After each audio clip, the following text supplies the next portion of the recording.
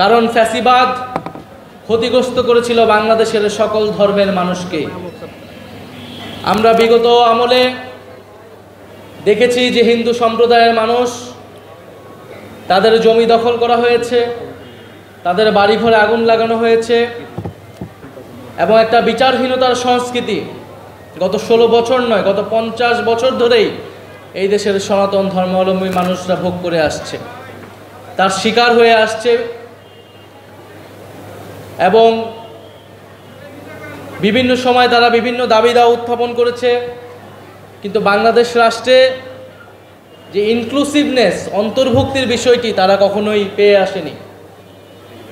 আমরা বলেছি জুলাই গণ অভ্যুত্থানের মধ্য দিয়ে তরুণরা জেগে উঠেছে, ফলে তরুণদেরকে এই বাংলাদেশ পরিবর্তন করতে হবে, সেই দায়িত্ব আমাদের কাঁধে এসে পড়েছে। ফলে বাংলাদেশের গত 50 বছর ধরে যেই সমস্যা, গণতন্ত্রের সমস্যা, আমাদের সাম্প্রদায়িক সম্প্রীতি বিনষ্ট হওয়ার যে বিষয়গুলো রয়েছে, আমাদের নাগরিক অধিকার না পাওয়ার যে সমস্যা, সেই সকল সমস্যা দূর করে আমাদেরকে সামনের দিকে এগোতে হবে। আমরা মনে করি আমরা যখন রাষ্ট্র গঠন করি, রাষ্ট্রের দায়িত্বে যখন আমরা থাকব, তখন সকলকেই সমান নাগরিক, সহ নাগরিক হিসেবে আমাদেরকে ট্রিট করতে হবে। সমান নাগরিক মর্যাদা এবং সমান অধিকার আমাদেরকে নিশ্চিত করতে হবে।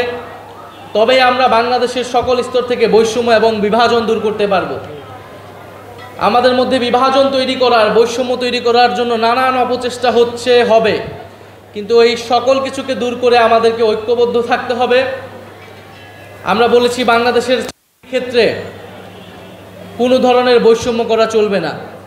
ধর্মের ভিত্তিতে হোক, অঞ্চলের ভিত্তিতে হোক, কোনো ধরনের পরিচয়ের ভিত্তিতে বৈষম্য করা যাবে না। মেধা এবং যোগ্যতার ভিত্তিতে সকলের চাকরি এবং কর্মসংস্থান নিশ্চিত করতে হবে। ঠিক আমরা বলেছি যে বিচারহীনতার সংস্কৃতির শিকার হয়ে আসছে আমাদের সংখ্যালঘু সম্প্রদায়ের লোকজন, সেটা দূর করতে হবে। সম্পত্তি যে দখল হয়েছে তার পুনরুদ্ধারের জন্য কমিশন গঠন করতে হবে। আমরা এই দাবির সাথে পূর্ণ সংহতি প্রকাশ করেছি এবং আমাদের 24 দফা কর্মসূচিতেও আমরা এই কথা বলেছি।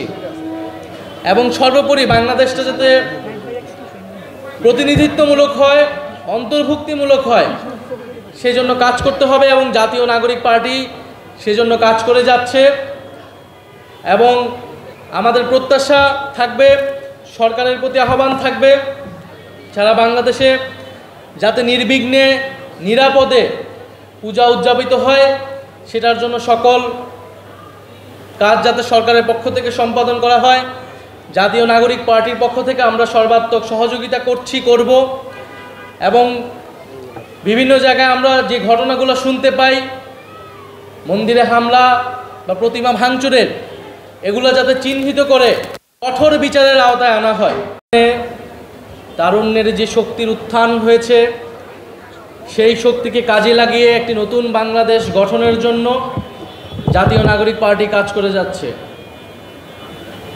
গণ অভ্যুত্থানের মাধ্যমে বাংলাদেশে সকল ধর্ম, সম্প্রদায়, মানুষের মধ্যে যে ফ্যাসিবাদ বিরোধী জাতীয় ঐক্য প্রতিষ্ঠা হয়েছিল, সেই ঐক্যকে ধারণ করে আমরা সামনের দিকে এগোতে চাই। বৈষম্য বিরোধী ছাত্র আন্দোলনে অংশগ্রহণ করেছিল সকল ধর্মের মানুষেরা।